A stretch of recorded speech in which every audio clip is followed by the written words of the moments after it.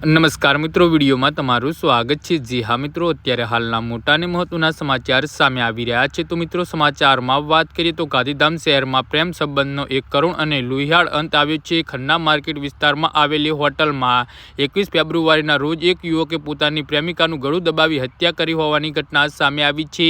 બનાવ બાદ પોલીસે ઝડપથી કાર્યવાહી કરી આરોપીની ધરપકડ કરી લીધી છે। જી હા મિત્રો, માહિતી અનુસાર શનિવારે એક યુવક અને એક યુવતી ખન્ના માર્કેટની હોટલ રૂમમાં લઈ જઈને રોકાયા હતા। જ્યારે સાંજે યુવકે એકલો બહાર નીકળી ગયો હતો અને થોડા સમય પછી હોટલ સ્ટાફે રૂમ તપાસતા અંદર યુવતી બેભાન હાલતમાં મળી આવી હતી। તરત જ પોલીસને જાણ કરવામાં આવી હતી। પોલીસ ઘટના સ્થળે પહોંચી તપાસ હાથ ધરી હતી અને મૃતદેહને પોસ્ટમોર્ટમ માટે મોકલ્યો છે। પ્રાથમિક રિપોર્ટમાં ગળું દબાવવાના કારણે મોત થયાનું સ્પષ્ટ થયું છે।